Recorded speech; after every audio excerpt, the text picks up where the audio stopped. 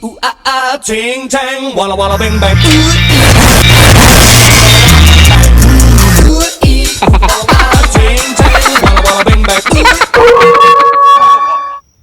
Kapuna-puna at pinuna ko talaga ang buwan ng September. Kabanata 5.22. Sa month of September pala ay may mga big event during Saturdays and Sundays sa Toyota Stadium. Ang first Saturday and Sunday sa September ay ang Brazilian Day. At ngayon lang na taon na nabigyan ko siya ng plant na ilagay sa aking content sa tubular. Ito na naman yung acting ko, kumukuha na naman ako ng lakas loob. Iba kasi yung planado at hindi planado na pagpupunta mo sa mga ganitang lugar tulad ng Toyota Stadium. Gusto ko lang namang ilarawan ang Toyota Stadium na napuno ng mga tao. At ito yung pagkakataon na napili ko. Iba kasi ang crowd, ang audience na manunood. Ang soccer kasi ang isa sa nagtulak na maitayo itong Toyota Stadium. Ang Brazil naman ay kilala na sa mundo na talagang matapang o malakas na manlalaro tungkol sa soccer. Panoorin natin ngayon ha ang aking paghalubilo sa mga Brazilian. Esse vai ser o momento. Vai com reboladinho, Zé. Vem pra cá.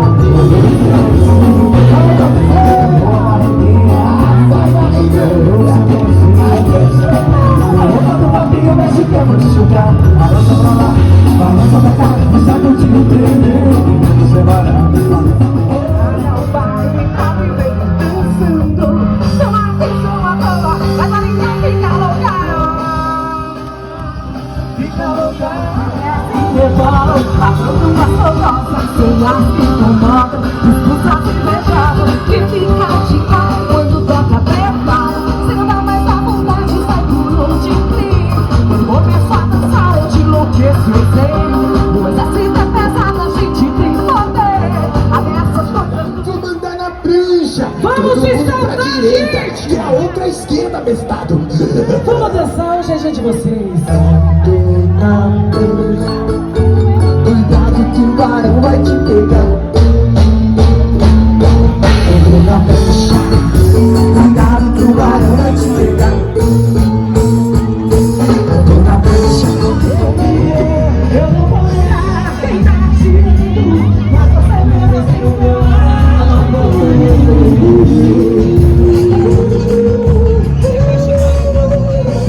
Trabalhando que para de hoje, quero. Eu não vou sentir pena que tiver sofrendo. Você vai sentir a dor que eu tô sentindo. E vai se arrepender.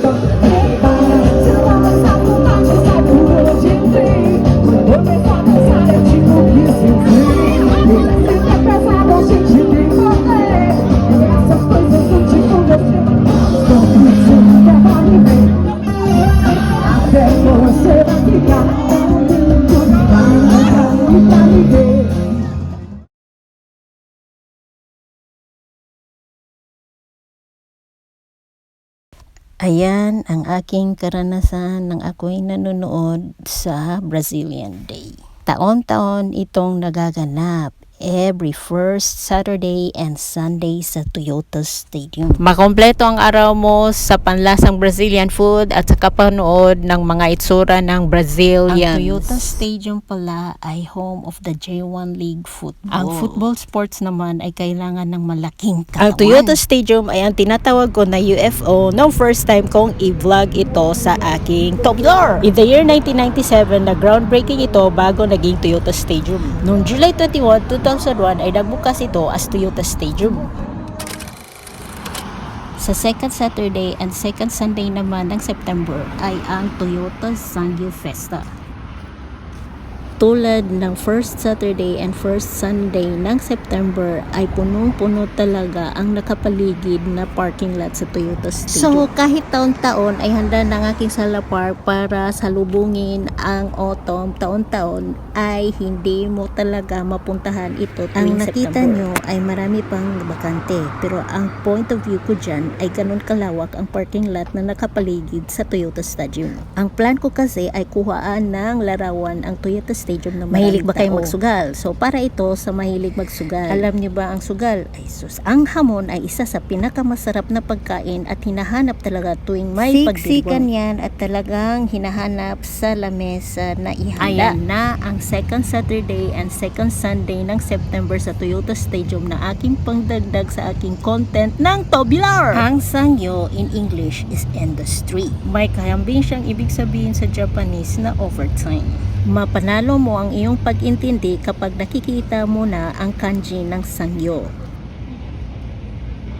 Ang Sangyo ko na larawan ay nagsimula sa ganitong vehicle. Magagamit talaga ang mga vehicle na yan sa mga malalaking bagay na ang pag-usapan. Alam natin ang mga vocational course at alam din natin na may mga nag-graduate ng kolehiyo na naghawak pa rin ng ganitong vehicles. Kailangan ito na karunungan dahil nga sa sakuna ang mga natural calamities. Kailanganin siya para sa construction, demolitions at reconstruction of infrastructure. Noon ay may nakita akong talagang malaking vehicles. Kinunan ko siya ng pictures at nag-post sa Facebook. At exactly at this location ko nakita. Napakaswerte ng aking Tubular at makapaglarawan na ng mga kulay at magagaan na palumuti. Ang una ko talagang plan ay makakita ng maraming hapon na tao. Ngunit nag-iba ang aking plan. Mas kumampante sa akin ang makakita ng maraming palamuti. Matatabunan kasi ang mga palamuti ng mga tao. Sayang naman ang mga palamuti na hindi ko makita na pinaghirapan naman ng mga kumakaluhok na sa ganap na ito. Nakita kong klaro ang palamuti. Huwag niyo nang pansinin ang mga tao dahil kinuha ko ito sa mga huling oras na. So sa loob-looban o interior na naman tayo sa Toyota Stadium. Ang ground ng Toyota Stadium ay accessible sa kada corner ng Toyota Stadium. Ibig sabihin na kapag ikaw ay manonood ng Gate 1, Gate 2, Gate 3, Gate 4 ay agad kang makapunta sa ground ng Toyota Stadium.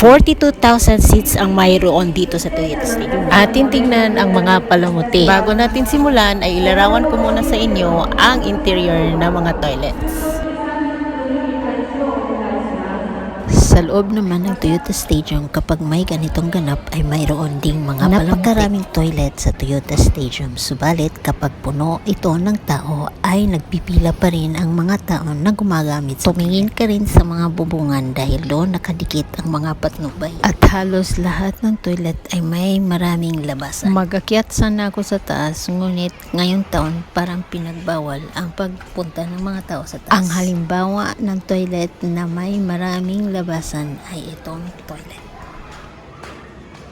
At dahil nga napasubo sa usapang September ganap ay ating galingan. Ang usapang subuan na galingan ay isang hamon, di po ba?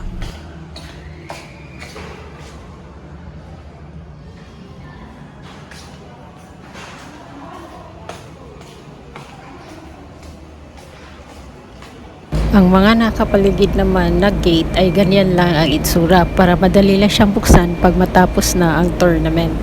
Habang ako'y naglalakad ay pinupuna ko rin ang aking buhok na may pick-up line na Remember, Jesus loves you. Halos kada sulok talaga ng Toyota Stadium ay may lavatory. Ngunit pag puno talaga ito ng tao ay kailangan mo pa rin pumila upang makagamit sa toilet. Kapag ganito talaga naganap sa loob din ng Toyota Stadium ay halos ang sigkakiliran ay may parang nakaparada na mga exhibits. May lavatory na masilip mo agad at Toyota ground. Kaya zoom ako agad sa mga toilet na aking makikita habang ako ay nag-iikot.